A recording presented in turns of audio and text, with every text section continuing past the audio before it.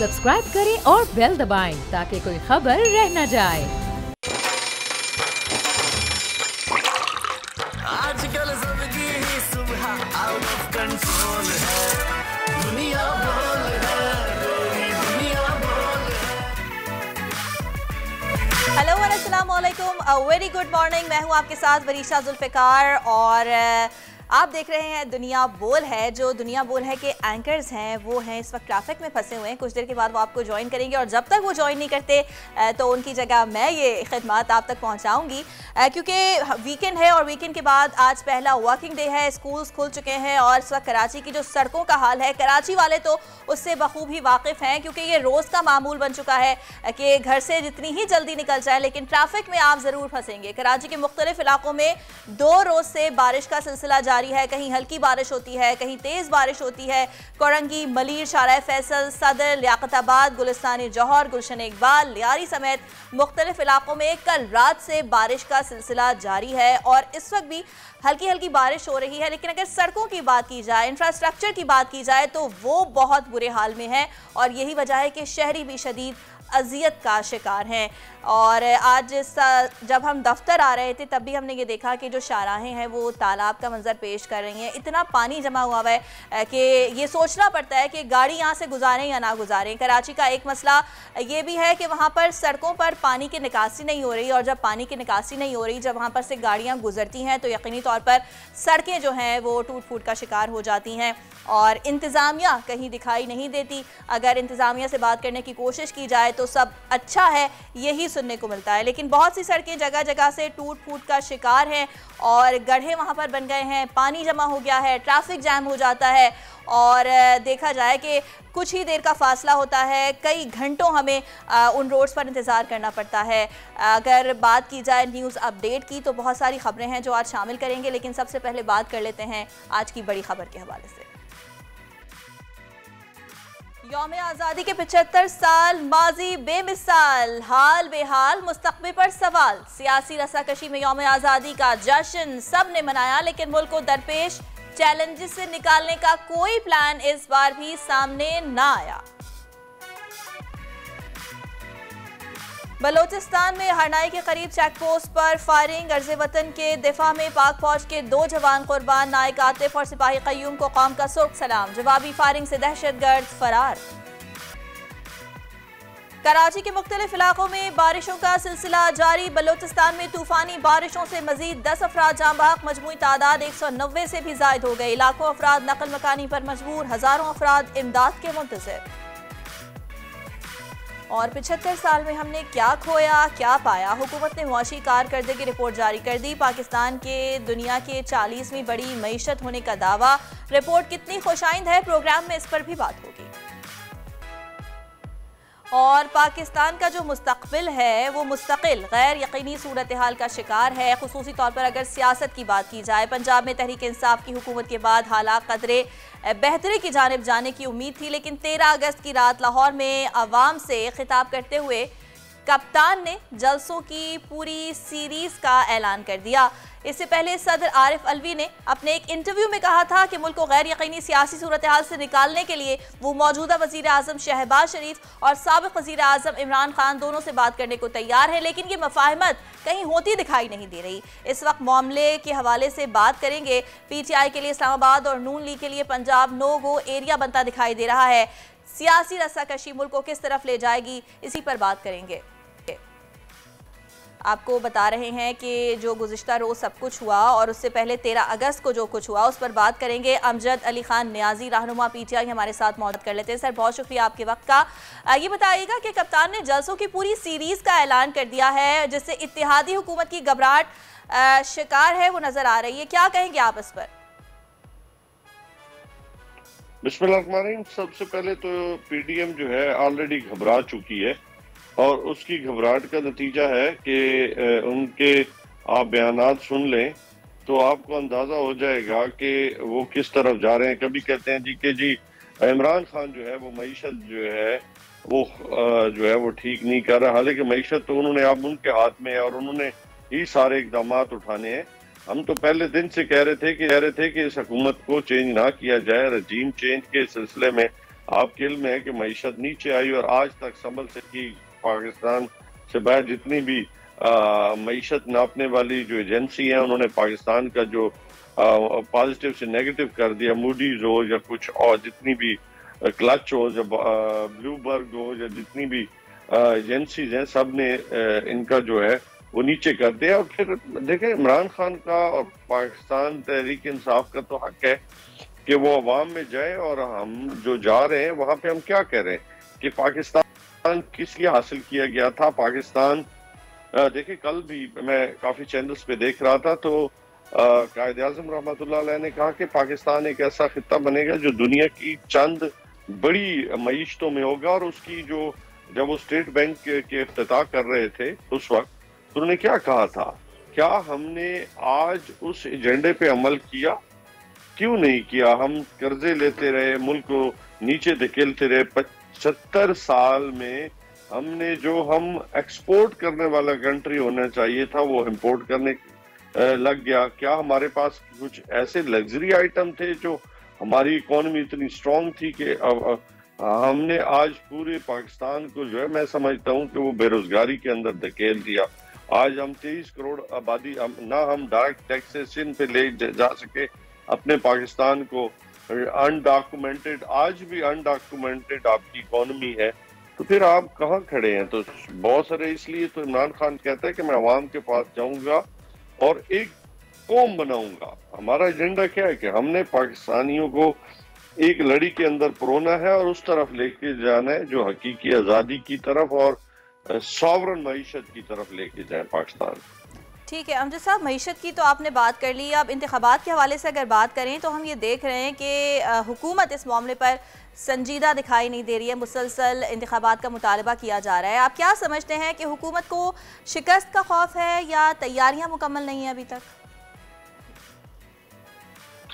उन्हें सबसे बड़ी तो परेशानी जो है वो है शिकस्त, क्योंकि ज़िमनी इलेक्शंस में उनको जो रिजल्ट आए तो उनके तो होश उड़ गए। और अभी जो उन्होंने फिर बाय इलेक्शन हैं तो उसमें भी उनको पता चल जाएगा कि कौम क्या चाहती है, ये समझ नहीं पा रहे। कौम तो कहीं और चली गई है और इनकी सोच जो है वही कि हम इनको दबा के रखें, खौफ के दायरे के अंदर रखें। जिस तरीके के साथ आपने देखा होगा कि चैनल्स पे पाबंदियां लग रही हैं, चैनल्स को दबाया जाए, लोगों पे पर्चे किए जाए, FIRs किए जा रहे हैं, थानों में बंद किया जा रहा है, तो इनको खौफ बहुत ज्यादा। यही वजूहात हैं कि वो इलेक्शन नहीं चाहते, क्योंकि ये जितनी भी जमाती हैं, लोगों के जहनों में इनके खिलाफ जो मैं समझता हूँ कि जो सियासी नफरत बढ़ रही है, ये इनकी सोच है कि वक्त के साथ शायद जो है इनको काबू कर लेंगे। लेकिन ये अपने आप को ड्रैग कर रहे हैं, और ड्रैग करने से, आंखें बंद करने से तो हालात नहीं बदलते। अगर हमने ये जो कहते हैं ना मिसाक मईशत कर लें, मिसाक मईशत तब होता है कि जब आपको अवाम का मैंडेट हासिल हो। तो ये मैंडेट तो खो चुकी है पाकिस्तान डकैत मूवमेंट। ठीक है सर, ये बताइएगा कि ये जो सियासी रस्साकशी है इसमें ऐवान सदर से खबर आई गुज़िश्ता दिनों मफाहमत के हवाले से। सदर आरिफ अलवी ने ये पेशकश की कि वो मिल बैठकर जो दोनों पार्टीज़ हैं उनके दरमियान बातचीत का सिलसिला आगे बढ़ाने के लिए तैयार हैं, सालसी का किरदार अदा करने के लिए तैयार हैं। तो उस हवाले से कोई डेवलपमेंट हुई है आगे? देखिए, क्योंकि सदर का ओहदा होता है, हेड ऑफ द स्टेट होते हैं वो, और वो उनका किसी पार्टी से इस लिहाज से ताल्लुक नहीं होता। बेसिकली हेड ऑफ स्टेटमेंट बन जाने के बाद उनके लिए सभी बराबर होते हैं। लेकिन उनका मकसद ये था कि पाकिस्तान के अंदर जो इंतशार बढ़ रहा है सियासत के हवाले, यानी कि इलेक्शंस के हवाले से, क्योंकि गवर्नमेंट ड्रैग कर रही है और पाकिस्तान तहरीक इंसाफ इलेक्शन चाहती है, और हमारा भी ये मौक़िफ़ है कि अगर ये गवर्नमेंट इलेक्शन के किसी एजेंडे पे आ जाती है तो हम बैठने के लिए तैयार हैं। तो मकसद में भी उनका यही हो कि अगर इलेक्शन पे गवर्नमेंट तैयार होती है तो मैं बातचीत करा सकता हूँ। मे भी इनका ये ख्याल हो। ठीक है अमजद साहब, आपसे ये भी जानना चाहेंगे कि हमने ये देखा है कि जब पंजाब की जो हुकूमत है वो PTI को मिल गई है तो अब वफाक के लिए पंजाब नो गो एरिया बन गया है, और पंजाब के लिए इस्लामाबाद में ऐसा लगता है कि ये नो गो एरिया है। सियासी रस्साकशी जो जारी है, आप इस हवाले से क्या समझते हैं, ऐसा होना चाहिए? देखिए, बेसिकली तो अगर देखा जाए तो ये खुद जो है लकीरें वफाकी गवर्नमेंट ने खींची है, बल्कि इम्पोर्टेड गवर्नमेंट ने खींची है कि जिस तरीके के साथ जिस बेईमाना तशद्दुद का मुजाहरा किया गया पंजाब के अंदर, जब इनकी चंद दिनों में समझते हो गवर्नर राज लगा हुआ था या इनकी बादशाह चल रही थी, तो आपने देखा कि वहां पे पुलिस ने किस कदर तशद्दुद किया, किस कदर जुल्म किया। और फिर जब कैपिटल के अंदर पाकिस्तान के लोग आए, पाकिस्तानी आए, तो उन पे जिस कदर जुल्म और ज्यादती है वो भी तारीख का हिस्सा है। शेलिंग की गई, तो रस्साकशी इस लिहाज से तो है मौजूद है कि उन्होंने एक लकीर खींच रखी है जी कि कोई भी पुरअमन प्रोटेस्ट जो है वो नहीं होना चाहिए। सेकेंडली, वो एरिया तो वफाक ने बना रखा, आपने तो कभी नहीं बनाया। पंजाब का तो अब ये कहना है कि कोई भी अगर अपनी मूवमेंट जारी करना चाहते हैं तो हमें तो कोई इतराज नहीं है। हाँ, दरमियान में चूंकि अब 18वीं, ये खुद कहते हैं कि 18वीं तरमीम के नीचे बहुत सारे डिपार्टमेंट जो है वो आप पंजाब ही ने रन करने हैं, और सूबों में अब जो उनके इख्तियारात हैं वो सूबा ही इस्तेमाल कर सकते हैं, अब वफाक तो कर नहीं सकता। राइट न्याजी साहब, एक सवाल मैं आपसे कराची की तरफ से पूछना चाहता हूँ। कराची वाले आपको हमेशा सपोर्ट करते आए हैं। पीटीआई ने बड़ी एमएनए की सीट जीती थी, 14 के करीब सीट जीती थी कराची से पिछले इलेक्शंस में। क्या वजह है कि कराची में पीटीआई डिलीवर नहीं कर पाई? मुझे अनवर मकसूद का वो जुमला जरूर याद आता है कि जब तक भुट्टो जिंदा है सिंध तरक्की नहीं कर सकता। कराची के इश्यूज कब तक इग्नोर किए जाएंगे न्याजी साहब?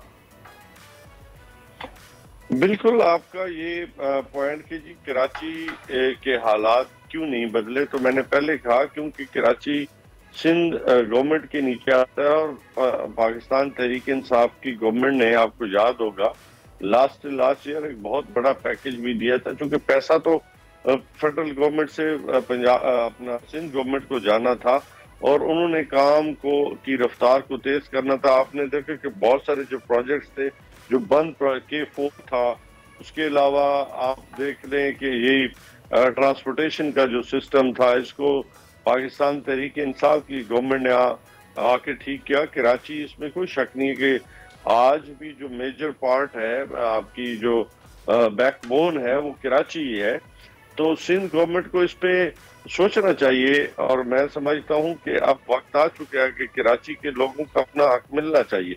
पाकिस्तान तहरीक इंसाफ की जो लीडरशिप है उसने तो हमेशा कोशिश की है कि कराची की तरक्की में ही पाकिस्तान की तरक्की है, पर हो नहीं पा रही ना सर। मसला यही है कि अब बातें तो बहुत अच्छी लगती हैं सुनने में, लेकिन कराची में जो रहते हैं, आपको मालूम है कि जो बारिशें हो रही हैं उसके बाद सड़कें किस तरह टूटी हैं, किस तरह रोड्स बंद हो जाते हैं, मुकम्मल रोड्स ब्लॉक हो जाते हैं। जी बारिश हो गई है, फलां रोड बंद हो गई, फलां रोड बंद हो गई, फलां रोड बंद हो गई। इंफ्रास्ट्रक्चर तबाह हाल है सर। बिल्कुल आपकी बात 100% मैं इत्तेफाक करता हूँ। मैं खुद भी कराची आता रहता हूँ, क्योंकि यहाँ मेरी कम्युनिटी काफी है और मैं उनके पास आता हूँ। मैंने पहले कहा कि क्योंकि जितने भी ये जो सिंध गवर्नमेंट है, हमने उनको पैसा दिया, अब वो पैसा ऑन द ग्राउंड क्यों नहीं लग रहा? सर सिंध वालों का शिकवा है से सर, यही शिकवा है कि आप लोगों की तमाम तर तवज्जो अटेंशन पंजाब की तरफ है, KPK की तरफ है, सिंध पे आप लोग कुछ तब्दीली नहीं ला पाए, जीरो। मतलब आप बताएं ना जी, अब हमारे पास फेडरल गवर्नमेंट नहीं है, लेकिन उससे जब थी हमने तकरीबन 2000 के करीब अरब रुपया जो है वो उसका एग्रीमेंट हुआ था इसी के ऊपर, लेकिन वहां पे डायरेक्ट आप काम नहीं कर सकते, आपने काम ही थ्रू प्रोविंशियल गवर्नमेंट करना था। जो है NFC अवार्ड के नीचे जो आपने जो 18वीं तरमीम है, तो इसमें बहुत सारी कॉम्प्लिकेशंस थी। कॉम्प्लिकेशन पॉलिटिकल थी नियाजी साहब, कॉम्प्लिकेशन पॉलिटिकल थी। देखिए जब गवर्नमेंट बनानी थी MQM को आपने साथ बिठा लिया, जब गवर्नमेंट जारी थी MQM भी चली गई, पॉलिटिकल मेरे ख्याल से फिर भी नहीं पॉलिटिकल नहीं थी। इम्प्लीमेंटेशन थ्रू सिंध गवर्नमेंट ही होनी है। अब सिंध गवर्नमेंट की रफ्तार आपको पता है कि अभी तो लड़काना में हॉस्पिटल्स के अंदर जो है वो बेडों पे कुत्ते सो रहे हैं, और थर के हालात आपको मालूम है। इंटीरियर जो कहते हैं इंटीरियर सिंध के अंदर हमारे अक्सरियत है, वहाँ वो कुछ नहीं कर सके। तो हमें बदकिस्मती से वही सामना करना पड़ रहा है कि जो हर्डल्स हैं जो रूल्स और कानून और कायदे के नीचे हट जाए। अदरवाइज तो फेडरल गवर्नमेंट ने अपने हिस्से का काम कर दिया था कि उन्होंने पैसे देने थे वो दे दिए थे, आज भी रिकॉर्ड का हिस्सा है। चूंकि उस वक्त आपको याद होगा असद उमर साहब जो है प्लानिंग के वो मिनिस्टर थे, आपको याद, उनसे आप सवाल भी कर सकते हैं कि उन्होंने कितना पैसा दिया है, और वो हेड भी कर थे सारे डेवलपमेंट। पैसा देकर आप अपनी जिम्मेदारी से बर्खास्त तो नहीं हो सकते ना नियाजी साहब। पैसा देना पहला स्टेप होता है, फिर बहुत सारे और अमल होते हैं, ऑडिट होता है, चेक होता है, जहां पैसा जा रहा है वहीं लग रहा हो। जो हम अपने हिस्से का काम कर रहे थे। अगर चलें, राइट नियाजी साहब, thank you so very much, thank you so very much Niazi साहब for giving us your precious time. We are so grateful, आपने अपना कीमती वक्त हमें दिया। और यकीनन ये कराची की सड़कें ही हैं, कराची का इंफ्रास्ट्रक्चर ही है जिसकी वजह से वरीशा में आज देर से पहुंचा। मेरा कसूर नहीं है, मेरी दुआ है कि अल्लाह ताला इस कराची के मसाइल हल कराए और यहाँ का इंफ्रास्ट्रक्चर सही कराए, यहाँ पर भी गटर बने, यहाँ पर भी ड्रेनेज बने, सिर्फ पंपों से और पाइपों से काम ना हो। खैर, आज वरीशा एक और इम्पॉर्टेंट डे है। आज हम देख रहे हैं कि दुनिया में हमने तो जश्न मनाया, आज भारत यौम आज़ादी मना रहा है, लेकिन at the same time Kashmiri यौम सियाह मना रहे हैं। तो मैं बहुत ये सोचने पर मजबूर होता हूँ वरीशा कि कैसे एक मुल्क दूसरों की आज़ादी तल्फ करके, दूसरों के लिए मुश्किलात खड़ी करके, दूसरों की जिंदगी अजीरन करके खुद जश्न मना रहे हैं। लेकिन तला हम ये देखते हैं ना कि जश्न तो वो मनाते हैं, लेकिन पूरी दुनिया भी देख रही है, और सिर्फ कश्मीर की बात नहीं है, भारत के अंदर जो कुछ हो रहा है वो भी देखा जा रहा है। और हम ये देखते हैं कि भारतीय जो दीगर ममालिक में मुकीम है, खुसूसी तौर पर अगर सिखों की बात की जाए तो वो भारत के खिलाफ आवाज़ उठाते हैं, खालिस्तान की तहरीक के लिए। तो भारत ने तो जो लोग वहाँ पर रहते हैं उनका भी जीना हराम किया हुआ है, और कश्मीर में तो आज यौम सियाह मनाया जा रहा है, वो मनाना तो उनका हक है ही। यकीनन और कश्मीर के साथ हमें अपने फलस्तीनी भाइयों की भी आवाज़ उठानी है, क्योंकि मुल्क में जो इस वक्त दुनिया में जो इस वक्त मुसलमानों के ऊपर जुल्म, तशद्दुद, जबर किया जा रहा है, उसके ऊपर अगर मुस्लिम उम्मा खामोश बैठी तो यकीनन उनके दीन के ऊपर भी कई सवाल उठ जाएंगे, क्या वो एक्चुअली मुसलमान हैं भी कि नहीं, क्योंकि वो अपने मुसलमान भाइयों के लिए आवाज़ नहीं उठा रहे हैं। लेकिन जो बर्बरियत, जो जुल्म, कितने दिनों से उनको घरों में कैद किया हुआ है, जो वहाँ के सियासी लीडर्स हैं उनको जेल में बंद कर दिया जाता है। यकीनन ये सोचने वाली बात है कि भारत की बदमाशी पर दुनिया आखिर कब तक खामोश बैठेगी। भारत एक टेररिस्ट मुल्क बन चुका है, भारत एक बदमाश मुल्क बन चुका है, वो दुनिया के दीगर हिस्सों पर जुल्म कर रहा है, तशद्दुद कर रहा है, लेकिन यूनाइटेड नेशंस, बड़े बड़े इदारे, OIC जिनसे हम तवक्कुआत रखते हैं, यूरोपीय यूनियन, चुप बैठे हुए हैं। बिल्कुल मैं सोचने में मजबूर हूं ये बात कि जिस तरह अमेरिका भी, आपने नोट किया होगा वरीशा, उनकी पेलोसी मैडम जो है वो गई थी ताइवान, तो चाइना ने फौरन से अपनी ड्रिल्स शुरू कर दी अपने बॉर्डर के ऊपर, जिससे वाज़ेह होता है कि इंटरनेशनल फ्रंट के ऊपर मुल्कों के जो रिश्ते हैं वो कितने नाजुक हो चुके हैं, एक दूसरे से लड़ने को तैयार हैं, हालात बड़े कशीदा हैं, स्पेशली रशिया यूक्रेन वॉर के बाद बहुत इस वक्त जो है सिचुएशन डेलिकेट है। लेकिन कश्मीरियों के लिए जो हो हम आवाज़ उठाएंगे, उठाते रहेंगे, क्योंकि एक वक्त ज़रूर आएगा जब कश्मीर बनेगा पाकिस्तान। देखा था कि कश्मीर के लिए तो इमरान खान साहब ने भी आवाज़ उठाई थी जब वो इख्तिदार में थे, लेकिन वही बात आ जाती है कि ये जो ममालिक हैं इनके अपने मफादात हैं, और जब मफादात की बात आती है तो आप किसी भी प्लेटफॉर्म पर आवाज़ उठाएं, लेकिन आपकी आवाज़ को दबा दिया जाता है, ये प्रिटेंड किया जाता है कि आपकी आवाज़ सुनी जा रही है, आपके मसले को हल किया जाएगा। लेकिन यही है कि मसले का कोई हल सामने नहीं आता और सिर्फ वादे, दावे और यहीं तक की बातें। सियासत में वही होता है वरीशा, वो बातें करोड़ों की और दुकान हम जानते हैं किसकी होती है। खैर, एक ब्रेक लेते हैं। वरीशा, आपका बहुत शुक्रिया अदा करूंगा, मैं आज लेट हो गया था, आपने मेरे लिए थोड़ी सी हेल्प की और फ़राइज़ अंजाम दिए, thank you so very much. आपका बहुत शुक्रिया अदा करेंगे। वरीशा चली जाएंगी घर, इनकी छुट्टी हो चुकी है। एक ब्रेक के बाद मैं प्रोग्राम को आगे लेके मैं बुलेटिन में आपको मिलूंगी, लेकिन प्रोग्राम से मेरी तरफ से अल्लाह हाफ़िज़। Thank you. ब्रेक के बाद मिलते हैं, प्रोग्राम आगे बढ़ाते हैं।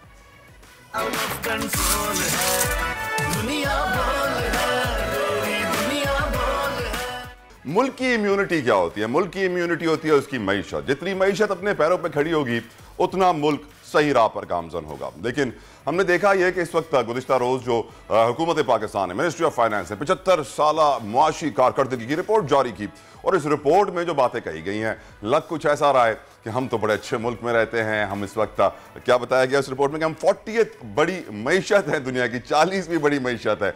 ये मुझे कुछ हजम नहीं हुआ।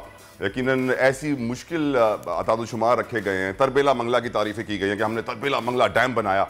मुआशी कारकर्दगी की रिपोर्ट जिसमें यह कहा गया है कि पाकिस्तान 40वीं बड़ी मईशत बन चुका है, उसके अंदर बड़े आदाद-ओ-शुमार रखे गए हैं। उसमें यह बताया गया है कि मुल्क की जो इकॉनमी है, जो पैदावारी हजम है, दैट इज़ $383 बिलियन।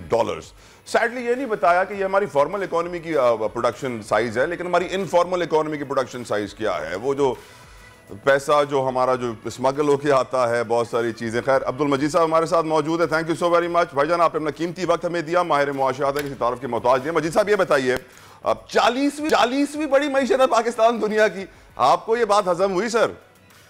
देखिए, छठी बड़ी आबादी भी तो है ना, तो आबादी का ताल्लुक और आबादी और मईशत दोनों को मिलाकर आप देख लें कि हम पाकिस्तान में कहाँ खड़े हैं। सिर्फ बड़ी मईशत से काम नहीं होता, आपने फीसद आमदनी देखनी होती है। और आज से कई सालों पहले 1980s में पाकिस्तान ही के एक इकोनॉमिस्ट डॉक्टर महबूब हक, जिसमें उन्होंने दुनिया को ये बताया था कि ये मईशत के ग्रोथ नंबर से बात नहीं बनती, बल्कि आपने एक चीज़ देखनी होती है, जिसे HDI ह्यूमन डेवलपमेंट इंडेक्स कहा जाता है। इसमें ये देखा जाता है कि आपके मुल्क में लोगों को तालीम कितनी मैसर है, सेहत कितनी मैसर है, इंफ्रास्ट्रक्चर कैसा है, सिक्योरिटी कैसे है, इंसानी तरक्की क्या, इंसानी जिंदगी और इंसानी तरक्की को अगर बुनियाद बनाकर देखें तो फिर माशी तरक्की को देखा जा सकता है। माशी मईशत का साइज अगर जो है एक मुल्क में बेशुमार अमीर लोग हों और उससे कहीं ज़्यादा गरीब लोग हों, तो आप ये नहीं कह सकते कि मुल्क की मईशत बड़ी हो गई है, बल्कि मुल्क की मईशत का ताल्लुक इस बात से होता है कि उमूमी तौर पर जो मुल्क के लोग हैं उनको पानी का पीने का पानी साफ मैसर है कि नहीं है, तालीम अवेलेबल है कि नहीं है, हेल्थ केयर अवेलेबल है कि नहीं है।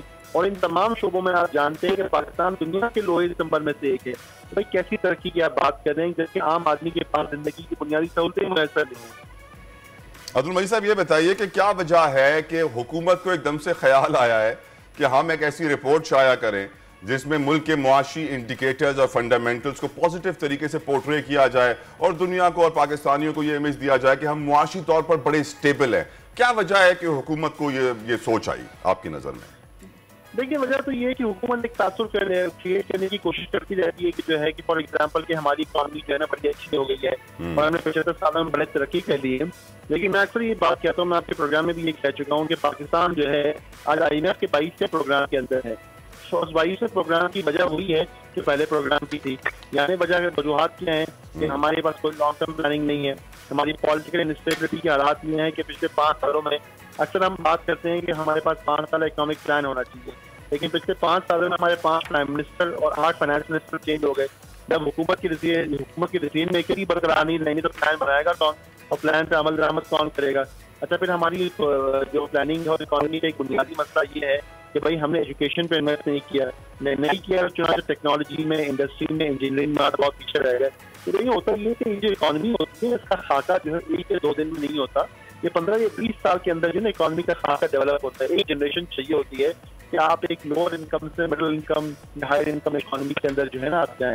लेकिन बात ये है कि कम से कम आपका उसको लॉन्ग टर्म इकोनॉमिक प्लान तो हो, अगर प्लान ही मौजूद नहीं होगा तो उसमें अमल दरामद कैसे करेंगे? अब हुकूमत ने शायद ही लोगों को तासुर देने की कोशिश की है कि हमने काफी कुछ कर दिया है, लेकिन जाहिर है कि अब हम सोशल मीडिया के दौर में रहते हैं। आम आदमी जो है हमसे, हुकूमत से, हर किसी से ज्यादा बेखबर है, वो देख रहा है कि मुल्क के हालात क्या हैं। आज भी आप देख लें कि पूरे कराची का शहर जो है ट्रैफिक जैम पड़ा हुआ है पूरे कराची के अंदर, और आपका सबसे बड़ा इंडस्ट्रियल जोन को रंगी है पूरा, और उसके अंदर कई घंटों तक पानी चौक पड़ा हुआ है क्योंकि उसकी नदी का रोड ही नहीं बना है कि आज तक। तो ये सूरत हाल है 75 साल की आपकी इकोनॉमिक परफॉर्मेंस। अब्दुल मजीद साहब, कराची तकरीबन 22-2300 अरब रुपए कमा कर देता है, कराची को इग्नोर करना मुल्क की मईशत के लिए कितना खतरनाक साबित हो सकता है? देखिए, कराची को अगर आप चौक होंगे पूरी मुल्क की मईशत चौक हो जाएगी, क्योंकि है ना आपकी इकोनॉमी का वो कराची का के नहीं देता, कंज्यूम जो करता है ना आपके मुल्क में जो इतनी बड़ी तादाद में जो सामान बाहर से आता है या मुल्क में पैदा होता है उसका एक बहुत बड़ा परचेजिंग का हिस्सा कराची के अंदर होता है। कराची आपके मुल्क की आबादी का तकरीबन 10% हिस्सा है, तकरीबन 2 से 2.5 करोड़ की आबादी है, तो 23 करोड़ की आबादी का 10% है। लेकिन आपकी जो कंजम्पशन है मुल्क में मेरा ख्याल है तकरीबन 25% होगी, क्योंकि आबादी की जो जनरली जो एजुकेशन है या परचेजिंग पावर है बहुत ज्यादा है बाकी इलाकों की बनस्बत। बात यह है, लेकिन आपने उसको मुकम्मल क्या बताया कि उसके इंफ्रास्ट्रक्चर का बेड़ा अलग है, और काफी उतराल ये है कि काफी अच्छे से हम देख रहे हैं कि इंफ्रास्ट्रक्चर खराब है, लेकिन आपको कराची के अच्छे पहुंच इलाकों की भी सड़कें टूटी, बदतरीन सूरत हाल कराची की, पूरा इंफ्रास्ट्रक्चर तबाह है, लेकिन हुक्मरान जो है वो बड़ी अच्छी कारकर्दगी की रिपोर्ट शाया करवा रहे हैं ताकि ब्रेन वॉश और माइंड कंट्रोल किया जाए। My question to you is इस वक्त अब्दुल मजीद साहब, जब एक आर्मी पब्लिक स्कूल पे हमला हुआ था तो मुल्क में टेररिज्म को कंट्रोल करने के लिए नेशनल एक्शन प्लान बनाया गया, सारी पार्टियां बैठी, सबने 13-14 निकात पे इत्तेफाक किया और उस पर साइन किया। इस वक्त हमारी मुआशी हालात अगर हम देखें तो हमारी मईशत को इकोनॉमिक हिटमैन्स ने टारगेट बनाया हुआ है, जॉन परकिंस की किताब तो सबने पढ़ी हुई है, लेकिन रियलिटी में उसको एक्सेप्ट करने को तैयार नहीं है। क्या वजह है कि हम नेशनल इकोनॉमिक प्लान नहीं बना रहे? मेरी नजर में इसकी वजह शायद यही है कि सियासी मफादात पहले, मुल्क की कौमी सलामती के मफादात बाद में। अब्दुल मजीद साहब, उसकी वजह यह है कि आपकी जब नेशनल सिक्योरिटी पॉलिसी आई थी आज से अर्लियर इन द ईयर 2022 में, तो इकोनॉमिक सिक्योरिटी के बारे में बात की गई थी। लेकिन बात की कि हमने अपने इकोनॉमिक प्लानिंग जो है ना, उसको अपना मसला नजर चेंज करना होगा। इस वक्त हमारी इकोनॉमी हमारे सर्वाइवल का मसला बन गई है। आप मुस्तकिल बुनियादों पर IMF के पास खड़े नहीं रह सकते। इस मतलब आपके सो कॉल्ड फ्रेंडली कंट्रीज हैं, उन्होंने तो आपको ठेका दिखा दिया था कि भाई आप हर थोड़े दिन बाद जो है ना, आपको लगता है हम IMF के चुंगल से कभी निकलेंगे? अब्दुल मजीद साहब, देखिए IMF के चुंगल से आप निकल सकते हैं, आप निकलेंगे या नहीं? नहीं, अभी देखिए इस वक्त हमारे पास कोई प्लान नहीं है। कोई प्लान नहीं। अगर अभी इस वक्त तो आप मुझसे पूछे कि 3 साल का जो है, मैं तो ये कह रहा हूँ कि हम बिल्कुल निकल सकते हैं, लेकिन क्या हमारे पास ऐसे 3 साल का कोई प्लान है? लेकिन पहली चीज तो हमें IMF के हवाले से ये समझनी होगी कि कोई भी शख्स, कोई भी लीडर अगर ये आके कहे कि मैं आने के बाद या नहीं जाऊंगा बंद, कोई बोल रहा है, ऐसा मुमकिन ही नहीं है। बात यह है कि IMF से निकलने के लिए आपको कम से कम 2 से 3 साल का एक प्लान बनाना होगा कि अपने इन आजाद शुमार को, इन बुनियादी चीजों को करेंगे तो हम IMF से निकलने की पोजीशन में आ जाएंगे। जब तक आप उन बुनियादी चीजों को ठीक नहीं करेंगे, 3 साल का प्लान नहीं बनाएंगे और जब आप स्टेटमेंट देंगे कि हम IMF में नहीं जाएंगे, इसका मतलब आप एक सियासी बात कर रहे हैं। और आपका जो पहला सवाल था इकोनॉमिक प्लानिंग के हवाले से, देखें मैं कई मरतबा एक फोरम पर यह बात कह चुका हूँ कि पाकिस्तान में एक इकोनॉमिक सिक्योरिटी काउंसिल बनानी होगी, जिसमें सारे स्टेक होल्डर्स को मिलकर बैठना होगा, जिसमें सियासी पार्टियां भी होंगी, वफाक और सूबों की नुमाइंदगी भी होगी, जिसमें जुडिशरी और आर्मी की नुमाइंदगी भी होगी, क्योंकि ये हमारे मुल्क का। Very well said, very well said Abdul Majid साहब, बहुत बहुत शुक्रिया, आपने अपना कीमती वक्त हमें दिया। और आखिर में जो आपने बात पाऊंगी 100 आने की आपने बात की, क्या कमाल बात कर दी है कि हमें इकोनॉमिक सिक्योरिटी काउंसिल बनानी होगी, नेशनल इकोनॉमिक प्लान बनाना होगा, टीम को खुद मुख्तार करना होगा कि इनको कोई 10-15 साल तक हिला नहीं सकता और इनके फैसले कोई अदालत बदल नहीं सकती, कहीं स्टे ऑर्डर लिया नहीं जा सकता। फिर आप उनको फ्री हैंड दे दीजिए कि आप इकोनॉमी को सही ट्रैक पे लेकर आए, क्योंकि इस वक्त जो सियासतदान मईशत को चला रहे हैं उनको मुआशी हालात मुझे नहीं लगता चलाने आते हैं। अगर आते तो मुल्क के हालात काफी बेहतर हो जाते हैं। कराची से 2 घंटा दूर अगर स्मगल्ड ईरानी तेल मिल सकता है तो फिर पूरे मुल्क में लीगली भी मिल सकता है। एक ब्रेक के बाद प्रोग्राम जारी रहेगा। आजकल जिंदगी ही सुबह आउट ऑफ कंट्रोल है, दुनिया बोल है, तेरी दुनिया बोल है। ख़वातीन और हज़रात, वेलकम बैक टू दुनिया बोल है। और आप जानते हैं कि पाकिस्तान की जो लड़कियां हैं ना, वो बड़ी तेज हैं, वो किसी से कम नहीं है। दुनिया में जो काम दुनिया की औरतें करती हैं ना, कहते हैं पाकिस्तान में जी जेंडर डिस्क्रिमिनेशन है, जेंडर बैलेंस नहीं है, ख़वातीन को उनका हक नहीं मिलता। और सैडली उन्हीं मूवीज़ को बड़े बड़े अवार्ड दिए जाते हैं जिसमें औरत के चेहरे पर तेजाब फेंका जा रहा होता है। लेकिन हकीकत यह है कि पाकिस्तान में जितने औरतों को हुकूक दिए जाते हैं दुनिया में कहीं नहीं दिए जाते हैं। दुनिया की पहली प्राइम मिनिस्टर खातून पाकिस्तान से थी। और भी बहुत सारी चीज़ें मैं बता सकता हूँ, लेकिन मेरे साथ इस वक्त 2 बड़े प्यारे मेहमान मौजूद हैं स्टूडियो में। एक ने हमें स्काइप पर ज्वाइन किया है। ये 5 लड़कियाँ थी जिन्होंने प्लान बनाया माउंटेनियरिंग का, और ये हर साल ग्रुप्स लेके जाती हैं अपने साथ। लड़कियों के ही 5 लड़कियां अकेली पहाड़ की चोटी पर। हम सोचते हैं यार ये बेटी आ रही है घर से बाहर, बेटा अकेले जाओगी? सोचे ये पहाड़ की चोटी तक गई हैं। इनसे मिलते हैं, इनसे मुलाकात करते हैं। वेलकम करूंगा मैं। सोनिया बाबर हमारे साथ मौजूद हैं, पारिस अली हमारे साथ मौजूद हैं, और अमारा हमें ज्वाइन कर रही हैं स्काइप के ऊपर। और सबसे पहले सोनिया जी, क्या सूझी आपको कि पहाड़ की चोटी पर चली गई? गर्मी ज्यादा लग रही थी यहाँ पे, एसी का बिल ज्यादा आ रहा था, आपने पैसे बचाती हैं। Let's go to the mountains. गर्मी तो वहाँ पे भी बहुत थी, और बल्कि मेरी पूरी स्किन जो है बर्न हो गई थी और पूरा पील हुई थी स्किन। ऐसा तो नहीं कह सकते आप, लेकिन ये है कि ये सूजी भी जो है ना, आइडिया कैसे आया? ये सूजी भी जो है बहुत अरसे से पहाड़ों से मोहब्बत है लाइफ में। और आपने ऐसे कितने एडवेंचर्स किए हैं? ट्रैक्स किए हुए डिफरेंट, बड़े छोटे चलते रहते हैं पारस के साथ। और वैसे फैमिली, एक मेरा होता है फैमिली के साथ, बच्चों के साथ। और उसके बाद होता है बच्चों की एज है 12, 10, 8। और इन तीनों को आप ले गई? तीनों को मैं लेके जा रही हूँ। जब मेरी बेटी जो है वो 20 डेज की थी अल्हम्दुलिल्लाह, और सब मुझे कहते थे कि क्यों ले आई तुम बच्चे को, क्यों ले आई? लेकिन अल्लाह का शुक्र है हमेशा सही रहे। अब तो वो बच्चे भी मास्टर्स बन गए होंगे। पहाड़ी बकरे, पहाड़ी बच्चे, माशाल्लाह माशाल्लाह। पारस, आप कैसे इस फील्ड में आ गई? मतलब house maker to a mountaineer, बहुत बड़ी जंप है ये तो। जी, बस बच्चों के साथ ट्रैवलिंग चलती रहती थी। 10 इयर्स हो गए मुझे। हम हस्बैंड, मैं और बड़ा मेरा बेटा, हम लोग ट्रैकिंग करते थे, छोटे मोटे ट्रैक्स करते थे। बट 4 years पहले मुझे ये idea Where were you born, पारस? कौन से शहर में आपकी पैदाइश हुई? I am from Larkana. तो लाड़काना में तो पहाड़ हैं नहीं, फिर अभी आप कैसे पहुंच गई पहाड़ों के ऊपर? थोड़े दिनों पहले भी एक मेमन साहब आए थे, हमारे सिंध के बहुत बड़े माउंटेनियर थे, ही वाज लाइक, लोग कहते हैं कि लाड़काना में -40 होती है, 40 डिग्री होता है और पहाड़ों पे -40 होता है, तुम कैसे जाओगे वहां पर? एक और हमारे पास एक सिंधी हमारी बहन आ गई हैं जिन्होंने प्रूव कर दिया है कि 40 डिग्री सेंटीग्रेड से -40 तक का सफर इज नॉट डिफिकल्ट। जी बिल्कुल। तो फिर ये 4 years पहले मुझे आइडिया आया, क्योंकि मुझे काफ़ी रिक्वेस्ट आती थी फीमेल की कि आप जा रही हैं, तो हमें भी दिल करता है कि हम ऐसे जाएं और हमें रास्ता नज़र नहीं आता कि हम किसको फॉलो करें, कैसे जाएं। तो माय हस्बैंड सजेस्टेड मी कि आप ऐसे लेके जाओ, बिकॉज तुम इतना घूम चुकी हो कि तुम्हें पता चल गया है रास्तों का और कॉन्टैक्ट्स बन गए हैं और काफ़ी सारी चीज़ें हैं।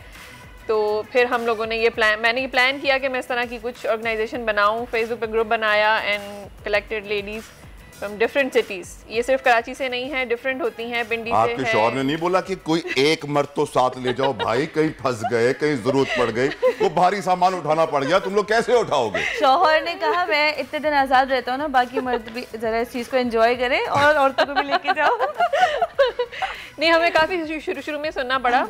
हम लोग पहला हमारा कुमराड का ट्रिप था, तो हमें रास्ते में पुलिस चेक पोस्ट पे हर जगह पे बोलते थे कि आपके साथ कौन है। हम कहते थे नहीं हम हैं, बस हम हैं। तो कहते थे नहीं आप ऐसे कैसे जा रही हैं, आगे आपको कुछ मसला हो जाए। मैंने कहा नहीं, हमारा अपना मुल्क है, मुझे कोई मसला नहीं होगा, आगे मेरी बुकिंग्स हुई हुई हैं, हमें जाना है। तो हमें काफ़ी जगह डिग्रेड किया गया कि वो वैली ऐसी नहीं है, वहाँ इतनी फैमिलीज नहीं जाती हैं, आप कैसे जा रही हैं। वो इमेज, वो टैबूज तोड़ने थे। जी वो लोगों के जहन में जो सोच होती है ना कि नहीं यार ये लड़कियां अकेले कैसे जाएंगी, इट्स इम्पॉसिबल, एक मर्द तो होना चाहिए। एक मर्द वो उम्र की तरह कहते हैं महरम साथ होना, वरना तो मुश्किल हो जाएगा। खैर, हमारा शरीफ हमारे साथ है स्काइप पर। हमारा वेलकम टू दुनिया बोल है, thank you so very much for joining us. I have been told that you are a lawyer माशाल्लाह से। तो आप अदालत के कमरे से लेकर पहाड़ की चोटी तक का आपका सफर कैसा रहा, कुछ बताएंगी हमें? जबरदस्त। अदालत की कचहरी के अंदर तो सब लिमिटेड लोग होते हैं आपके जैसे, लेकिन माउंटेन्स के अंदर आपको डिफरेंट काइंड ऑफ पीपल मिलते हैं। यानी अदालत में आपकी सुनी नहीं जाती, माउंटेन्स में आपकी सुनी जाती है? हाँ जी, सॉरी, मुझे लग रहा है अदालत में आपकी सुनी नहीं जाती, लेकिन माउंटेन्स में आपको सब सुनते हैं, क्योंकि वहां पर और काम नहीं है, इसलिए आपकी आवाज सुनी जाती। आवाजें होती हैं, आप नेचर को महसूस कर सकते हो। What was your inspiration? हमारा फैमिली रिस्पॉन्स कैसा था? घर वालों ने बोला तो नहीं बेटा पागल तो नहीं हो गई हो, कहाँ जा रही हो पहाड़ों की चोटियों पर? Actually, my father was supportive. He used to support me a lot कि मैं आगे ट्रैवलिंग करूँ, सब कुछ करूँ, but he is not here right now. So my mother used to believe कि तुम बस करो, तुम यही पैसा बाहर फॉरेन ट्रिप के ऊपर लगाओ, तुम यहाँ क्यों जा रही हो, और पहाड़ों में कुछ हो गया तो। लेकिन ऑब्वियसली फिर स्टार्ट तो लेना पड़ता है, एंड दे कोऑपरेट टू। फिर पहली मर्तबा सुनना पड़ता है थोड़ा सा। यानी पहली मर्तबा सुना है, अगली बार आप नहीं सुनेंगे, आपने हाँ वाज़ेह कर दिया है कि it was so much fun. अबू मैं टीवी पर आ गई हूँ, तो इसका मतलब मैं कामयाब माउंटेनियर हूँ, इसलिए अब आप मुझे मत रोकिएगा। अम्मी अबू दोनों को मैसेज चला गया आपका। फिर माँ बाप तो फिर माँ बाप है, वो फिर भी सुनाते हैं। बेशक बेशक। हर मर्तबा स्टार्ट में, लेकिन बाद में जगह होती है। बिल्कुल सही कह रही हैं आप, दुनिया के सबसे बड़े खजाने भी माँ बाप ही हैं मेरी बहन। अब सोनिया, कहाँ आपको हर्डल्स पेश आई, कौन सी वो मोमेंट थी जब आपने बोला यार नहीं वापस चलो आगे मुझे डर लग रहा है? अच्छा, जब बर्फ़ देखती हूँ ना, मुझे प्रॉब्लम है, बर्फ़ देखी और दूर से ही स्लिप होना शुरू हो जाती हूँ, तो मुझे ये डर था। और उन्होंने कहा कि वो तो पहाड़ है ही चारों तरफ, स्लिपरी डिसऑर्डर है आपको। हाँ, समझ ले। तो खैर, लेकिन अल्हम्दुलिल्लाह वहाँ पे ऐसा कुछ नहीं हुआ, क्योंकि जो है ना जो एनर्जी लेवल था और जो एक वो था वहाँ पहुँचने की समिट की, वो बिल्कुल अलग था। लेकिन हुई हर्डल्स हुई। जब पहला स्टीप आया ना, जो रोप से चढ़ना था और वो बहुत मुश्किल था, तब मुझे हुआ कि अच्छा तो यहाँ पे है कुछ प्रॉब्लम। और जब हार्नेस बांधी गई और सबको अच्छी प्रोफेशनल हार्नेस मिली और मुझे मिली थी वो नहीं एक पट्टी सी उन्होंने वो बांधी, मैं कहा भाई मुझे क्यों, क्या मतलब है, तब मुझे हुआ था कि कुछ मुश्किल और है। पहाड़ की चोटी तक पहुँचने में कितना टाइम लगा? 16 नहीं कितने 8 आवर्स, 8 घंटों की ट्रैकिंग थी। तो how many days ट्रैकिंग नहीं, आप समझे कि बस पूरी जो है ना क्लाइंबिंग थी, जिहाद था पूरा। जिहाद। कितने दिन लगे आपको? टोटल दिन 7 days, इसमें 8 घंटों का आपने क्लाइंब किया। What was the feeling when you reached the peak? यानी दिल में होता है ना, बटरफ्लाइज आते हैं, कुछ गुदगुदी सी हो रही होती है कि ओ मैंने कर लिया क्या, एक्चुअली मैंने कर लिया, खुद यकीन आ रहा था आपको? यकीन तो आ रहा था और पहुंचना था, निकले ही इसलिए थे, लेकिन वहाँ पे एक और था कि वहाँ पे सिग्नल आने थे 6 दिन बाद उस पॉइंट पे सिग्नल आना था, तो वहाँ जाके फ़ौरन घर में कॉल की कि भाई जिंदा है, उन्होंने कहा हो गया है, सही सब सही हो।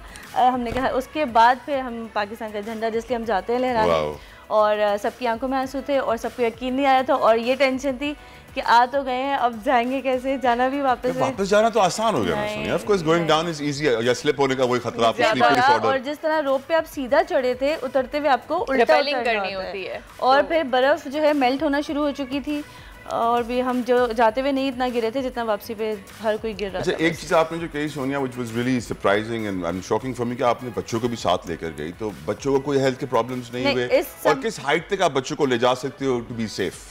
यहाँ इस ट्रैक पे तो नहीं लेके गई, लेकिन वैसे लेके जाती हूँ, जैसे यहाँ पे बलूचिस्तान है, छोटा छोटा जगह है, वो काफ़ी ख़तरनाक जगह है, वहाँ पे सबने बोला बच्चों को यहाँ के लिए आई। पंजाब तक गए, मैं मतलब पाकिस्तान जहाँ जहाँ गई हूँ बच्चे गए हैं, समिट और ट्रैक नहीं, ट्रैक छोटे किए, रामा लेक किए और ऐसा के छोटे ट्रैक किए। हमारा हाउ एक्सपेंसिव इज इट? अब लोग ये भी सोच रहे होंगे कि यार कि अभी वकील साहब ने बोला कि बड़ा जी खर्चा होता है, पैसे खर्च होते हैं, घर वालों ने बोला भाई लंदन घुमाओ, अमेरिका घुमाओ, इतनी सारी जगह हैं घूमने के लिए, क्या तुम पहाड़ी की चोटी पे इतने पैसे खर्च करने जा रही हो? How expensive is it? Expensive तो है, ये स्पोर्ट एक्सपेंसिव है, इसकी गियर्स बहुत एक्सपेंसिव हैं, सारी इक्विपमेंट्स जो भी हम लोग पहले अरेंज करते हैं वो एक्सपेंसिव हैं, क्योंकि वो सारी यहाँ तो बनती नहीं है ऑब्वियसली, या सेकेंड हैंड लेनी पड़ती हैं, या इस तरह की जो भी शॉप्स होती हैं, स्कर्दू में भी हैं, गिलगित में भी इस तरह की शॉप्स होती हैं, या रेंट पे मिल जाती हैं। तो हम लोगों ने बहरहाल काफ़ी मालूमात ली थी, और हमारे पास कम ही थी, क्योंकि यहाँ पे इतनी गाइडेंस नहीं है, इतना ज़्यादा नॉलेज नहीं है इन चीज़ों की। तो हम लोगों ने वहाँ जब पहुँच कर हमें पता चला कि हमारे पास बहुत सारी चीज़ें नहीं है, जैसे गियर्स नहीं है, तो फिर वहाँ पे उन्होंने अरेंज किए हमारे लिए। और बहुत सारी खवातीन आप लोग को देख के इंस्पायर हो रही होंगी और सोच रही होंगी कि मैं भी जाती हूँ मारा और सोनिया के साथ और इनके ग्रुप को ज्वाइन करती हूँ, but they want to know how much is the price tag to it? Tracks जो हैं वो जो वीकली ट्रैक्स होते हैं उनका 50 तक हो जाता है, 50,000 तक होता है एक्सपेंस। कराची से जाने वालों के लिए ज़्यादा हो जाता है, क्योंकि यहाँ से इस्लामाबाद ही अच्छा खासा हो जाता है। बाकी ये जो हमने एक्सपीडिशन की है ये 1.5 लाख से अबव ही होती है, क्योंकि समिट एक्सपीडिशन है, इसमें हाई एल्टीट्यूड पोर्टर्स होते हैं, स्पेशल गियर्स होते हैं। 150,000 रुपीस पर पर्सन जी। इसमें सिर्फ आपका ये पीक आपने माउंटेन सर्च करना है, माउंटेनियरिंग एक्सपेंस है, इसमें आपका ट्रैवल एक्सपेंस, ट्रांसपोर्टेशन वगैरह कुछ नहीं, सिर्फ ये आपकी एक्सपीडिशन के ऊपर है। और कितना आपको ओवरवेलमिंग रिस्पांस मिला है? How many women have contacted you कि यार हमारा मुझे प्लीज लेके चलो अपने बहुत बहुत ज़्यादा। हमें तो हर दफ़ा ही मेरा जो भी ट्रिप होता है उसके बाद बहुत ज़्यादा फीमेल जो है वो मेरे पास मैसेजेस आते हैं फीमेल्स के।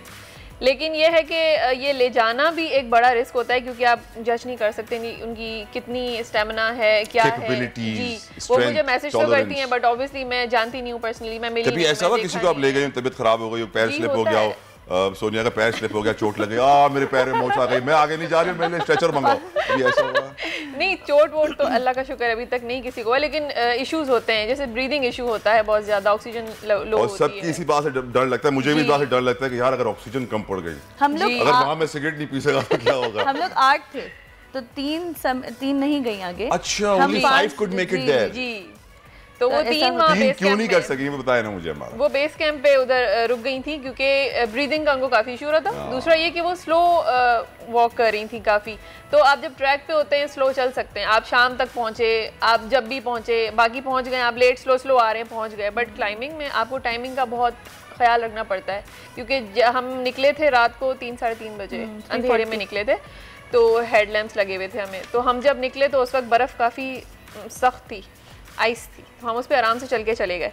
जब हम वापस आ रहे थे हमारी इतनी टांगें बर्फ़ के अंदर थी, बिकॉज दोपहर को वो जब बर्फ़ मेल्ट हुई तो वो वहाँ पे, तो इस तरीके से टाइमिंग का वहाँ पे बहुत इशू है। तो जो स्लो थे उनको गाइड ने बोल दिया आप रोप से भी बंधे हुए होते हो ना, रोप से बंधे होते हैं, आपको एक ही पेस में बैठा हुआ है और एक, तो गाइड हमें वहाँ तक देख रहे थे कि कौन कितना कैपेबल है। फिर उन्होंने कहा कि बाकियों का भी रह जाएगा, तो फॉर देम। कितने गाइड से आपके साथ हमारा? One each? एक गाइड थे और 3-4 जो है हमारे साथ हाई एल्टीट्यूड पोर्टर्स थे जो रोप फिक्सिंग करते हैं। और ये वहीं के लोकल्स होते हैं? जी, लोकल्स ही होते हैं, प्रोफेशनल्स होते हैं जिनको आप ट्रस्ट करते हो, they guide you along the way, right. Paras ने हमें बताया। अमारा की तरफ चलते हैं, हमारा भी हमारे साथ है। हमारा, आपका सबसे बड़ा चैलेंज क्या था? कौन सी जगह पर आपने आपकी बोला कि यार अब वापस चलती हो मुश्किल हो जाएगी या चोट लग जाएगी या पैर स्लिप हो जाएगा या फिर ऑक्सीजन कम आ रही है, कोई ऐसा वक्त आया था आपकी ट्रैकिंग के दौरान? जाते हुए तो कुछ भी ऐसा नहीं हुआ, मतलब जाते हुए इवन इट वाज हार्ड, मतलब still I was able to do it, except जो लास्ट 3 आवर्स थे। लास्ट 3 आवर्स में बिल्कुल ऐसे कंडीशन हो गई थी, मतलब you are getting goggles and you are not able to focus, you are getting dizzy because of the height and there is extreme sun right above you, you are feeling like आज तो यहाँ faint हो जाऊंगी। But that is the point, you have to push forward, जो चाहे हो जाए, आपने चलते रहना, चलते रहना। And what was pushing you forward, Amara? What was inside your brain that time, inside your heart? क्या चीज आपको आगे बढ़ा रही थी? Actually, from the very start, I had this feeling inside me that we should never give up. मतलब if you have started some journey, you have to go on. Except कि मतलब you have a serious concern with your health.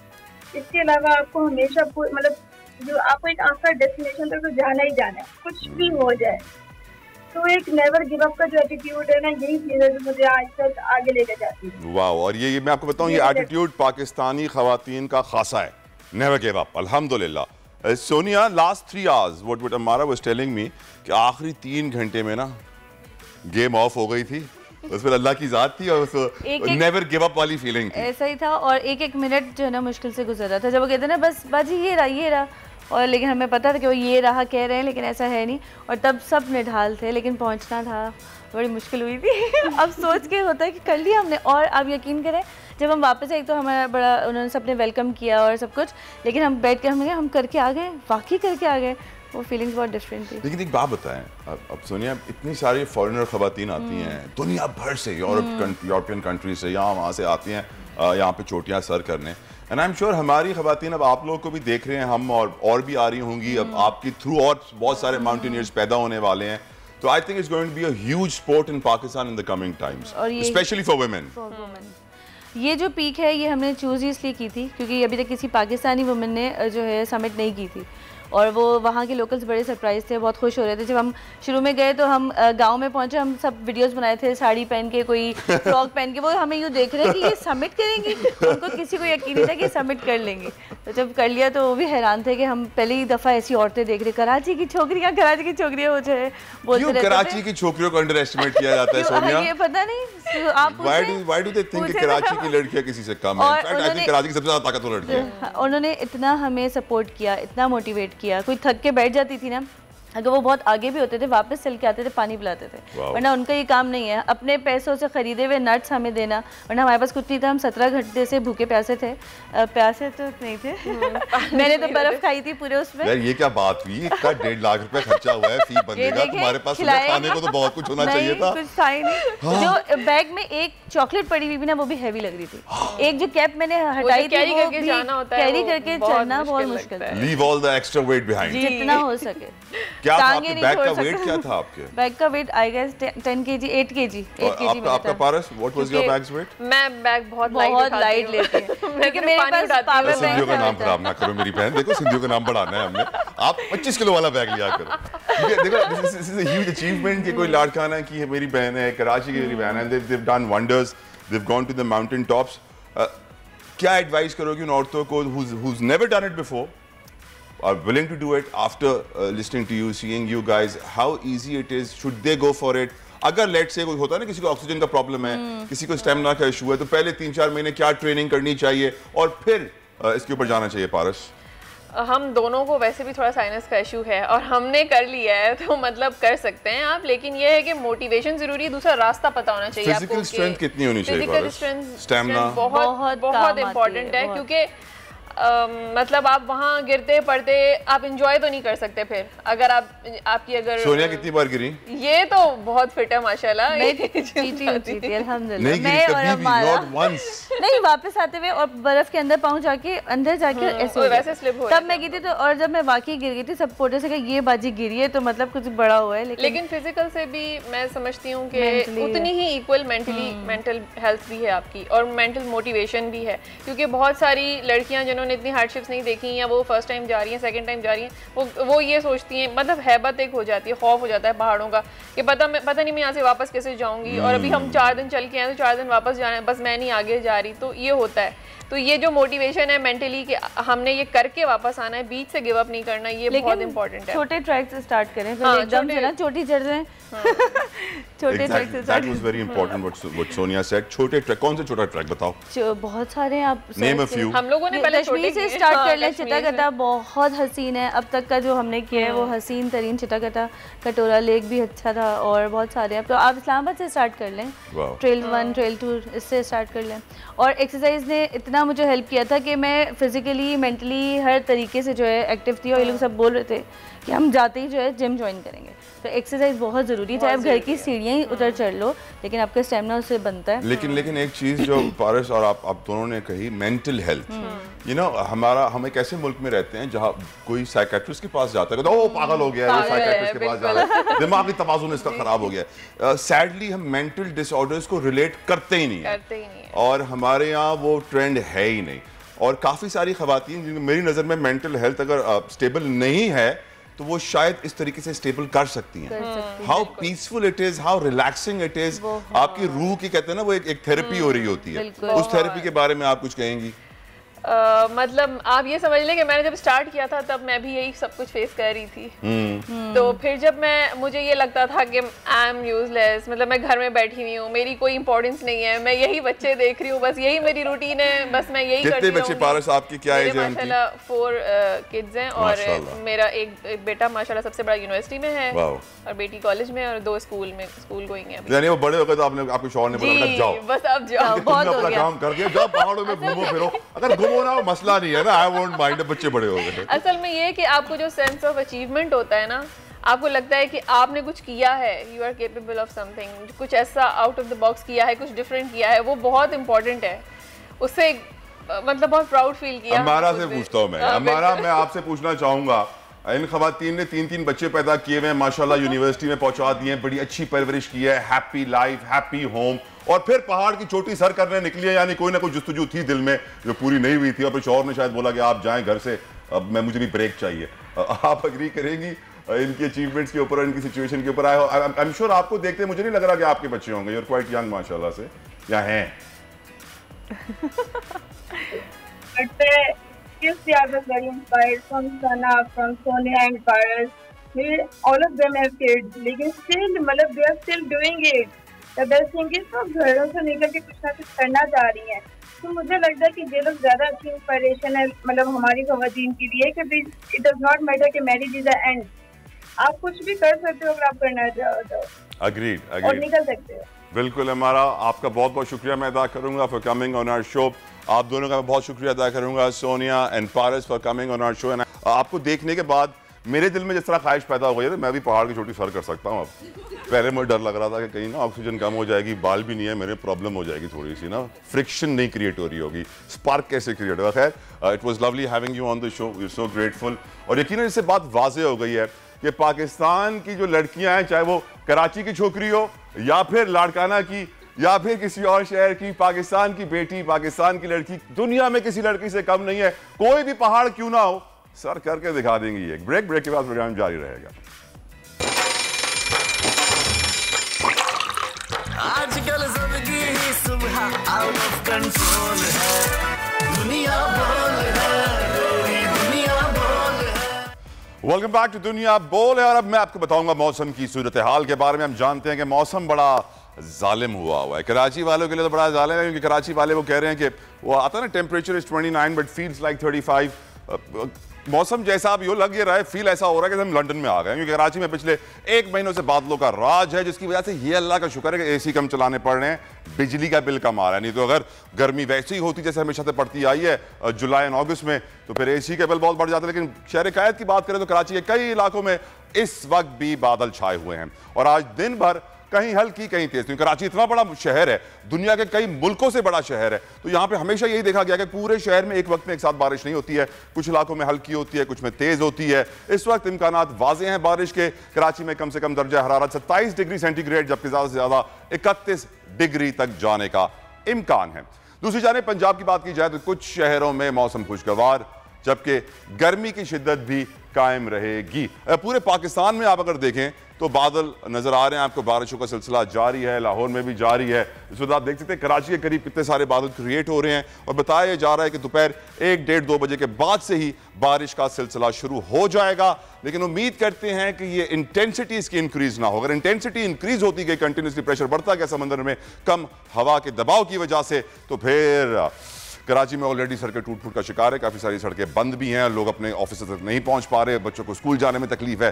तो उम्मीद करता हूं कराची का infrastructure बेहतर होगा, क्योंकि अगर इसी इंफ्रास्ट्रक्चर में और बारिशें होना शुरू हो गई तो अल्लाह रहम करे। लाहौर की बात की जाए तो कम से कम दर्जा हरारत बताया जा रहा है लाहौर में 27 डिग्री रहने का इम्कान है, जबकि ज़्यादा से ज़्यादा 33 डिग्री सेंटीग्रेड तक तवक्को ये की जा रही है कि टेम्परेचर जाएगा।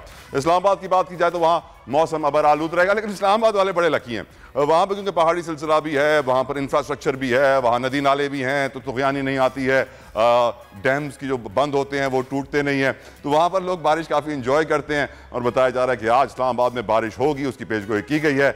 खैबर पख्तूनख्वा की बात की जाए तो कम से कम दर्जा हरारत 25, जबकि ज़्यादा से ज़्यादा 29 डिग्री तक जाने का इम्कान है। दूसरी तरफ KPK के कई शहरों में बादल छाए हुए हैं और बारिशों का इम्कान भी मौजूद है। इवन दो मुझे हम देख रहे हैं कि इस वक्त KPK, अगर ऊपर की बात की जाए, यहाँ पे इस एरिया में हमें KPK में बादल नजर आ रहे हैं। सरदार सरफराज चीफ मेट्रोलॉजिस्ट हमारे साथ इस वक्त मौजूद है। सरदार साहब, thank you so very much for giving us your precious time. ये बताइए, कराची का पहले जिक्र कर लेते हैं। कराची में आज आप कितनी बारिश एक्सपेक्ट कर रहे हैं और कितने मजीद दिनों तक कराची में बारिशों का सिलसिला जारी रहेगा अभी, क्योंकि ऑलरेडी हम कराची के इंफ्रास्ट्रक्चर को टूटते हुए देख रहे हैं। मजीद बारिशें हुई तो मजीद मुश्किलात पैदा होंगी कराची वालों के लिए। आप क्या प्रेडिक्ट करेंगे सर बारिशों के हवाले से कराची के लिए? जी बहुत शुक्रिया जी, थैंक यू। देखिए कराची में आज तो खैर लाइट रेन है ज़्यादातर, और किसी किसी जगह में थोड़ी देर के लिए मॉडरेट शावर्स हो सकते हैं, लेकिन जनरली लाइट रेन ही है आज भी और कल दिन का भी बेशतर हिस्सा। कल रात से फिर जो नया स्पेल एक और लो प्रेशर एरिया के अप्रोच करने की वजह से मुतवक्के है सिंध भर में ही, तो कल इवनिंग से या उससे आफ्टरनून या इवनिंग से बाकी सिंध में और कराची में फिर कल रात से ज़्यादा इम्कान है। तो वो निस्बतन तेज़ स्पेल है, और ख़ासकर 16 की और 17 की रात गए और फिर 17 की सुबह जो है वो तेज़ बारिश का स्पेल है। 17 का दिन ऐसे ही intermittently moderate to heavy showers आपको देखने को मिल सकते हैं। और फिर ये 18 तक चलेगा सिलसिला। 18 तक सिलसिला चलेगा। सरदार साहब ये बताइए कि कराची के बहुत सारे बासी आप जानते हैं, हॉक्स बे, फ्रेंच बीच और ये साहिल समंदर का रुख करते हैं। अब बताया जा रहा है समंदर पे 9-9 फीट की लहरें इस वक्त पैदा हो चुकी हैं, जिसकी वजह से कई मीटर दूर तक सड़कों पर पानी भी आ गया है और काफ़ी सारे लोग डूब भी रहे हैं जो समंदर पे जा रहे हैं, जिसकी वजह से अलर्ट जारी किया हुआ है इंतजामिया ने कि आप समंदर की तरफ ना जाएं, क्योंकि वेव्स बहुत ज़्यादा ऊंची हैं, पानी बहुत ज़्यादा रफ है। सरदार साहब, पानी में जो इस वक्त ये हवा का प्रेशर है उसके बारे में थोड़ा सा बताइएगा हमें कि वो कितना है, और क्योंकि ये लहरें भी इस तरह बढ़ रही हैं जो कि ख़तरनाक साबित हो रही हैं लोगों के लिए जो पानी में खेलने जा रहे हैं।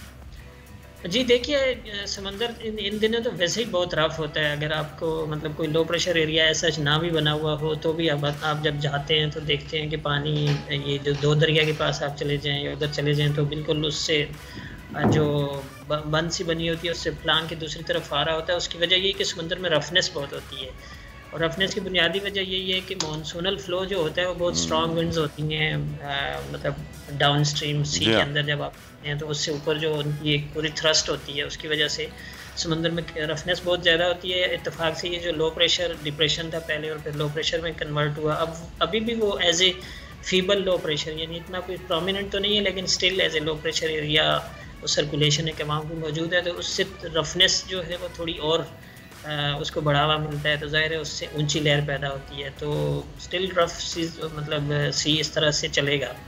अच्छा ये बताइएगा सरदार साहब, बलूचिस्तान में आप क्या प्रेडिक्ट कर रहे हैं, क्योंकि वहाँ पर ऑलरेडी NDMA के लिए बड़े चैलेंजेस हैं, नेशनल डिजास्टर मैनेजमेंट अथॉरिटी के लिए, वहाँ पे इमदादी कार्रवाइयाँ उनकी तरफ से जारी हैं, लोगों को रेस्क्यू किया जा रहा है, रिलीफ वर्क इस वक्त पहुँचाया जा रहा है, वहाँ पे सामान राशन वगैरह। बलूचिस्तान में मज़ीद कितनी बारिशें होनी हैं सरदार साहब, उसके बारे में बताइएगा। जी बलूचिस्तान में भी अनफॉर्चुनेटली वहाँ तो कोई ऐसी ख़ास जैसे कहते हैं ना बारिशों का कोई इस तरह का कोई प्रॉपर वक्फा भी नहीं आ रहा है, यानी आना डाक होती जा रही है। और गुज़श्ता आप कह लें 24 घंटों में उन जो ख़ासकर नॉर्थ ईस्ट बलूचिस्तान है, कोलू से भी किला सैफुल्ला और नीचे एक स्टेशन है बारखान, वहाँ से तकरीबन 150 मिलीमीटर बारिश रिकॉर्ड हो चुकी है। इसी तरह बाकी जगहों में 40 कहीं 50 कहीं। तो इतनी बारिश जब मैदानी इलाकों में हो जाती है, ज़ाहिर है उससे ऊपर पहाड़ों पर और ज़्यादा हो रही होती है जहाँ की मेजरमेंट हमारे पास नहीं आती। तो वो सारा फिर हिल टोरेंट्स और उसकी नदी नालों में तो आने की सूरत में नीचे मैदानी इलाकों में आता है। तो अभी ये सिलसिला जो है बलूचिस्तान में 19 या 20 तक चलेगा, एटलीस्ट 20 तक जाता हुआ दिखाई देता है। उसके बाद भी रहेगी, लेकिन उसके बाद उसकी शिद्दत में कुछ कमी आने का फिर इम्कान है। लेकिन 20 तक इसी तरह से कहीं पर मॉडरेट और कहीं पर हैवी और कहीं पर खासी मूसलाधार बारिश रहेगी ऑन एंड ऑफ। राइट, बहुत बहुत शुक्रिया। चीफ मेट्रोलॉजिस्ट सरदार सरफराज हमारे मौजूद थे और उन्होंने वाज़ेह कर दिया कि बलूचिस्तान में काफ़ी वक्त से बारिशों में ब्रेक नहीं आई है। जब आने वाली होगी ज़रूरत है उस चीज़ की, कंटिन्यूस बारिशों का स्पेल चल रहा है। कराची में कहीं हल्की कहीं तेज़ बारिश होगी और ये बारिशों का सिलसिला KPK और इस्लामाबाद में भी जारी रहेगा। ये थी आज की मौसम की सूरत हाल। This weather segment is brought to you by तू टेंशन ना ले, हवा आने दे, गर्मी भगा, ठंड रख, स्प्राइट। आजकल जिंदगी ही सुबह आउट ऑफ कंट्रोल है, दुनिया बोल है, तेरी दुनिया बोल है। वर्दा आज है नहीं तो वर्दा का जो फेवरेट सेगमेंट है वो मुझे करना पड़ रहा है। उनसा शाह हमारे साथ मौजूद है, the famous tarot card reader. Unsa, welcome to the show. Dollar के कार्ड्स क्या कहते हैं, डॉलर कहाँ रुकेगा? अस्सलाम वालेकुम, गुड मॉर्निंग तला, कैसे हैं आप? All well, good morning to you too. Unsa, dollar का बताइए, डॉलर कहाँ जा रहा है, उसके लिए आपके पास कौन सा कार्ड आ रहा है? कोई पेंटिकल है, कोई टेंटिकल है, बताइए जरा। जी जी बिल्कुल, मेरे पास जो कार्ड्स हैं, द चैरियट का कार्ड है, क्वीन ऑफ वॉन्ड्स का कार्ड है, फिर उसके बाद लास्ट जो कार्ड है वो 4 ऑफ सोर्ड्स का कार्ड है। फिलहाल तो मुझे फ्लक्चुएशन नजर आ रही है इन द फ्यूचर। डॉलर जो है वो ऊपर नीचे होता रहेगा, थोड़ा सा नीचे, उसके बाद फिर थोड़ा सा ऊपर होगा, तो फ्लक्चुएशन नजर आ रही है। लेकिन आगे जाके यानी कि आफ्टर 2 या 3 मंथ्स के बाद जो है वो स्टक नज़र आ रहा है, यानी कि एक ही जगह पर फिर ये जो है वो स्टैंड करेगा, इसकी स्टेबिलिटी होगी। लेकिन मुझे लगता है कि बेहतरी नज़र आ रही है। 210 और 25 तक इसकी जो है वो मुझे जाती हुई नज़र आ रही है। ये बताइए, वर्दा की आज तबीयत थोड़ी सी नासाज है, मुझे लग रहा है वो घर पे बैठी हुई आपको देख रही होंगी इस वक्त। उनके लिए बताइए उनकी तबीयत कैसी रहेगी, उनकी तबीयत के लिए कोई कार्ड निकालें। अच्छा, ओहो भाई, वर्दा के लिए जो कार्ड है द एम्प्रेस का कार्ड है। सच्ची बताएं, देखिए अब चीटिंग ना कीजिएगा यहाँ पे, जबरदस्ती आपने एम्प्रेस तो नहीं निकाला था? नहीं, मैंने चीटिंग नहीं की है मैंने बिल्कुल भी चीटिंग नहीं की है। और कार्ड जो मैंने पुल किया है, सारे कार्ड मेरे जो है वो उल्टे ही रखे हैं। चीटिंग कैसे? कार्ड मैंने निकाला है एम्प्रेस का, और वर्दा को अपनी ख्याल रखना चाहिए, अपनी केयर करनी चाहिए। वो बहुत जल्द जो है वो रिकवर होती हुई नजर आ रही हैं और वापस आ जाएंगी। यकीनन इतनी बहुत मिस कर रहे हैं और मैं भी बहुत नहीं वो केयर कर रही है उनसे, तभी छुट्टी किया ना। ऑफकोर्स इतनी सारी जगहों पे खाना पकाएंगे तो फिर नजर तो लगेगी ना। आपको मालूम है भूख की वजह से, खाने की वजह से बड़ी नजर लगती है। अच्छा ये बताइए, आप मुल्क इस राह पे जा रहा है, हम देख रहे हैं कि डॉलर तो नीचे आया है, लेकिन स्टिल पॉलिटिकल इंस्टेबिलिटी, अनसर्टनिटी मुल्क के लिए मुश्किलात पैदा कर रही है। सियासी तौर पर हमारा मुल्क किस ट्रैक पे जा रहा है, अपने कार्ड से पूछिए उनसा। जी देखें, सियासी तौर पर कार्ड्स अभी भी अच्छे नजर नहीं आ रहे। 8 ऑफ सोर्ड्स का कार्ड है, देखिए तलवारें ही तलवारें हैं, इनसिक्योरिटी, फियर्स नजर आ रहे हैं। अवाम में भी कुछ इनसिक्योरिटीज नजर आ रही है क्योंकि इकोनॉमी जो है वो स्टेबल होती हुई नजर नहीं आ रही। डॉलर फ्लक्चुएट हो रहा है, महंगाई बहुत ज़्यादा बढ़ती हुई नजर आ रही है और अवाम के लिए कोई रिलीफ नहीं है गवर्नमेंट की तरफ से। वही आप वाली बात के डॉलर तो नीचे हो जाता है, लेकिन महंगाई जब एक दफ़ा ऊपर आ जाए, बढ़ जाए, तो वो कम नहीं होती है। टेम्परेंस का कार्ड है, कुछ चीज़ें थोड़ी बहुत आगे जाके यानी कि 2 to 3 मंथ्स के बाद चीज़ें बैलेंस होती हुई नज़र आ रही हैं, लेकिन 4 ऑफ कप्स शायद अवाम फिर भी उससे मुतमईन नहीं होगी। इतना रिलीफ नहीं मिलेगा कि अवाम जो है वो सेटिस्फाई हो जाए। आप भी कराची में रहती हैं, मैं भी कराची में रहता हूं, और कराची में जब बारिशें होती हैं तो हमारे लिए कितनी मुश्किलात पैदा हो जाती हैं, हम सबको मालूम है। तो कराची के लिए वो कार्ड निकाले, बताएं भाई कराची का मुस्तकबिल कैसा होगा, यहाँ की सड़कें बनेंगी नहीं बनेंगी, खड्डे बंद होंगे नहीं होंगे, पानी के लिए गटर बनेंगे नहीं बनेंगे उनसा।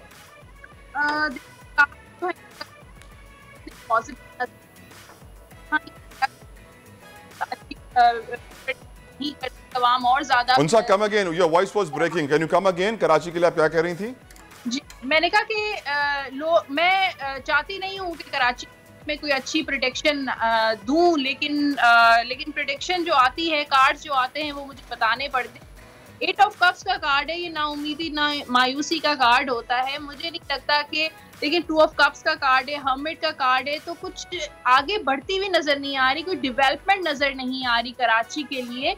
हुकूमत के जो है वो एंड पर भी कोई खास नजर नहीं आ रही, थोड़ी बहुत, यानी कि गवर्नमेंट जो है वो बातें तो अच्छी करेगी, दावे तो अच्छे करेगी, पॉजिटिव करेगी, लेकिन काम होता हुआ नजर नहीं आ रहा कराची के। तो कराची के हालात मुझे बेहतर होते हुए नजर नहीं आ रहे, जैसे सड़कें टूटी फूटी हैं या और चीजें जो हैं वो, ट्रांसपोर्ट इतनी स्टेबल नहीं है और बहुत सारी जो चीजें हैं।